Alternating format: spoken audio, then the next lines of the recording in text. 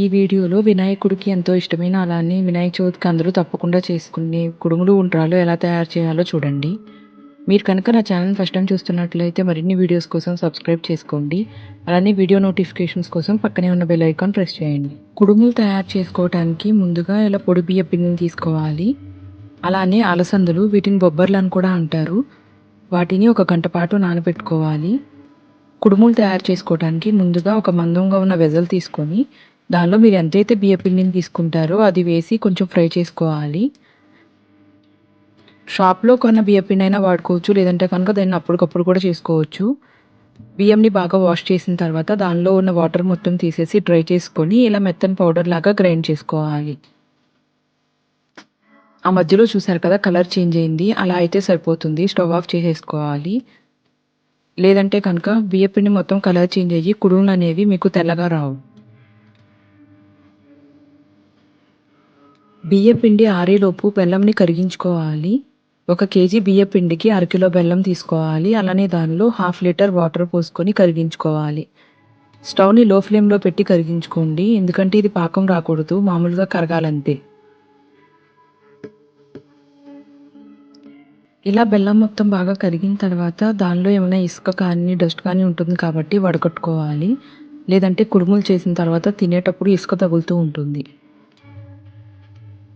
కరిగించుకున్న బెల్లం నీళ్ళని కొంచెం కొంచెం పోసుకుంటూ బియ్య పిండిలో మిక్స్ చేసుకోవాలి.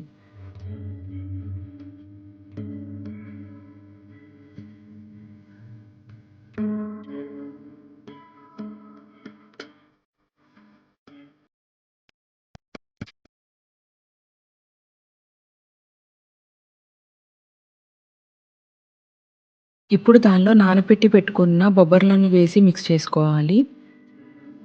దీనిలో బొబ్బర్లే కాదు, శనగపప్పు ఉంటుంది కదా, పచ్చి శనగపప్పు, దాన్ని నానబెట్టి కూడా వేసుకోవచ్చు, అది కూడా బాగుంటుంది. గృహప్రవేశాలకు చేసేటప్పుడు మాత్రం బొబ్బర్లు వేసుకుంటారు. మిగిలినప్పుడు ఎప్పుడైనా కూడా శనగపప్పు వేసుకోవచ్చు, అది కూడా టేస్ట్ చాలా బాగుంటుంది. ఇప్పుడు దానిలో మిగిలిన బెల్లం నీళ్ళని కూడా వేసుకొని బాగా మిక్స్ చేసుకోవాలి అన్నీ కలిసేలాగా. దీనిలో కావాలంటే చిటికెడు ఉప్పు కూడా వేసుకోవచ్చు.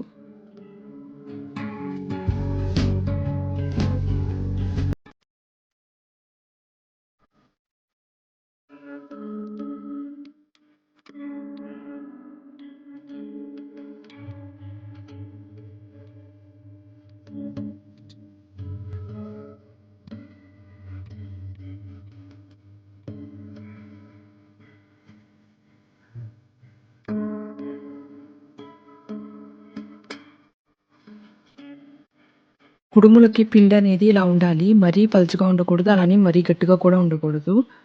ఇప్పుడు దానిలో 2-3 టేబుల్ స్పూన్స్ నెయ్యి వేసి బాగా మిక్స్ చేసుకోవాలి. నెయ్యి వేయటం వల్ల కుడుముల టేస్ట్ చాలా బాగుంటుంది.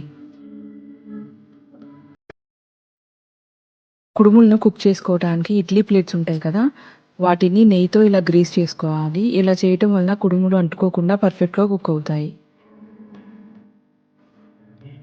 ఇప్పుడు కలిపి పెట్టుకున్న పిండి ఉంది కదా, దాన్ని ఇలా పెద్ద ఉండలాగా తీసుకొని దాన్ని కుడుము షేప్ వచ్చేలాగా మనం చేత్తోనే చేసి పెట్టుకోవాలి.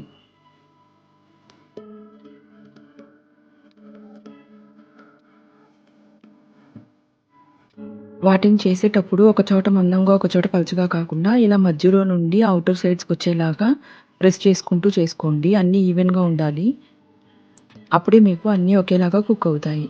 కుడుములు చేసుకున్న తర్వాత పిండి ఉంటుంది కదా, దాన్ని ఉండ్రాలుగా చేసుకోవచ్చు. ఇలా చిన్న సైజ్ బాల్స్ లాగా చేసి పెట్టుకోండి. మరీ పెద్దగా చేసుకోకండి, చిన్నగా ఉంటే మీకు ఆ ప్లేట్స్లోనే పెట్టేసుకోవచ్చు, సపరేట్గా కుక్ చేయాల్సిన అవసరం ఉండదు. అదే మీరు పెద్దగా చేశారంటే కనుక ఇక్కడ పట్టవు. చిన్నగా ఉన్నాయనుకోండి, ఆ కింద ప్లేట్కి పై ప్లేట్కి మిడిల్లో సరిపోయేలాగా చేసుకోండి. ఇప్పుడు ఉండ్రాలు ఉన్నాయి కదా, వాటిని కుడుములు పక్కనున్న హోల్స్ మీద పెట్టుకోవాలి. కింద నుంచి వాటర్ బాయిల్ అయిన తర్వాత వచ్చే ప్రెషర్తో అవి కూడా బాగా కుక్ అవుతాయి. ఒక ప్లేట్ మీద ఇంకొక ప్లేట్ పెట్టేటప్పుడు ఎప్పుడైనా కూడా కింద హోల్స్ ఉంటాయి కదా కింద ప్లేట్కి, దానిపైన వచ్చేది కుడుము ఉంది కదా, అది రావాలి, ఆపోజిట్లో ఉండాలి, అప్పుడే మీకు పర్ఫెక్ట్గా కుక్ అవుతాయి. వెజల్లో కొంచెం వాటర్ పోసుకోవాలి. వాటర్ ఎక్కువ అవ్వకూడదు, ఎక్కువయ్యాయంటే ఇడ్లీ స్టాండ్లోకి వచ్చేసి ఆ కుడుములోకి వచ్చేస్తాయి కాబట్టి సరిగ్గా ఉడకవు. సో జాగ్రత్తగా చూసి పోసుకోండి. అలా అని మరీ తక్కువ అయ్యాయి అనుకోండి త్వరగా అడుగంటుతూ ఉంటుంది. ఇడ్లీలు ఎలా అయితే కుక్ చేసుకుంటామో సేమ్ అదే ప్రాసెస్‌లో కుక్ చేసుకోవాలి. ఒక 10 మినిట్స్‌లో మీడియం ఫ్లేమ్‌లో పెట్టి కొంచెం బాయిల్ అయిన తర్వాత వాటర్ అప్పుడు లో ఫ్లేమ్‌లో పెట్టి కుక్ చేసుకోండి. 25-30 మినిట్స్ కుక్ చేసుకుంటే సరిపోతుంది. చూసారు కదా! ఇలా పర్ఫెక్ట్‌గా వస్తాయి అలా కుక్ చేసుకుంటే. వినాయక చవితికి తప్పకుండా చేసుకుంటారు కాబట్టి మీరు కూడా ఇలా ఒకసారి ట్రై చేసి చూడండి. ఈ వీడియో మీకు నచ్చినట్టయితే లైక్ చేయండి, షేర్ చేయండి.